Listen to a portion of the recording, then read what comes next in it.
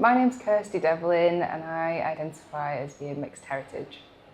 I'm half Irish, half Jamaican. I spent the first 8 years of my life in Farnworth, which is a small town of Bolton, and then I was privileged enough to move over to West Orton.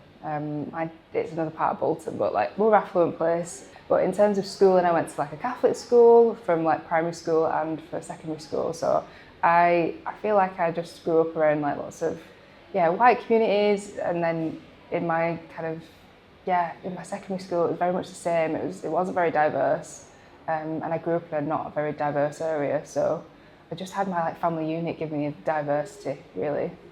I was lucky enough that my auntie set up this thing in Bolton called the Bag. It was called Bag. It was like Black Action Group, and it was, I guess she built it because she felt like there wasn't a lot for kids that were mixed heritage or black in Bolton, so she created this like social club that like allowed kids from all different like backgrounds to come together on a Saturday. It's like a youth club on a Saturday for a couple of hours. So that was where I learned about like my heritage, like famous black people throughout history, and so it was a nice way to like role model people and be like, even though we weren't being taught at school, we were learning it outside of like school on the weekend. So that was really important. I feel like I credit a lot of like my understanding of race and ethnicity because of that like club that I went to. I've wanted to tell a story of like my family, particularly the Irish side, because I feel like I'm from an activist family or a socialist family, but it's kind of like diverged over the years in different ways. So like my grandparents were really involved in the Irish, and when it was the kind of IRA were big in the UK, or like the stigma of it was big. My grandparents were actively involved in the Labour Party of the area, and they helped with the Birmingham Six and the Guildford Four. They were Irish people that were unfairly imprisoned or unlawfully imprisoned, and they campaigned to get them out and managed to get them out. So it's like quite a big kind of like Irish history landmark case that they were involved in. I was motivated to join the project because I felt like it was time for me to make more of an active role in like pushing back against some of the narratives of what is happening right now in 2025.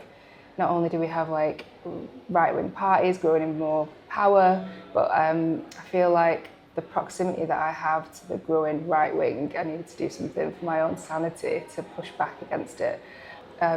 My uncle, who I used to be really close with, is like very involved in fueling the right wing rhetoric, and I wanted to do something to push back. It's my first attempt to form a bit of a resistance against some of the language that he puts out there in the world. I want to put something else out there to counteract it. I've never written poetry before, I've not done any acting, and it's my first ever project like it.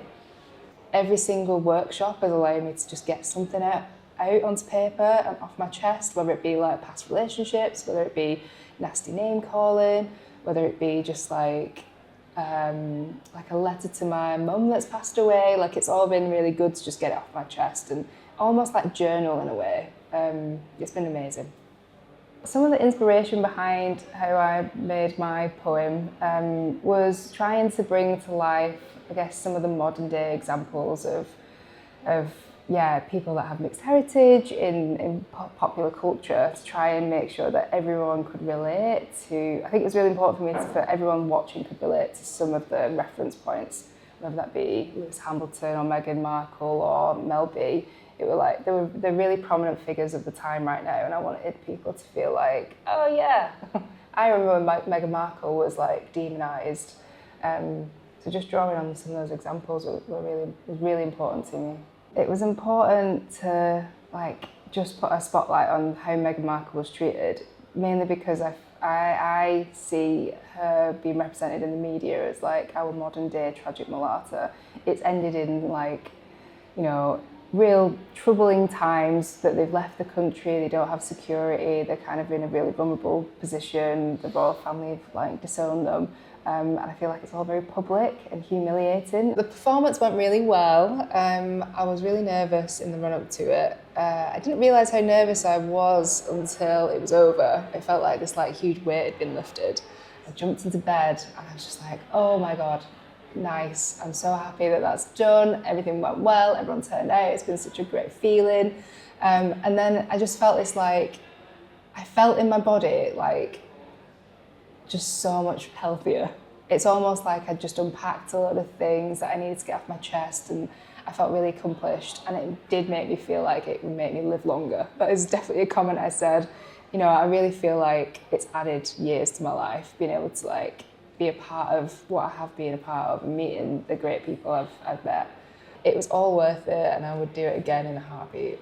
So I'm hoping this is the first of many projects like it.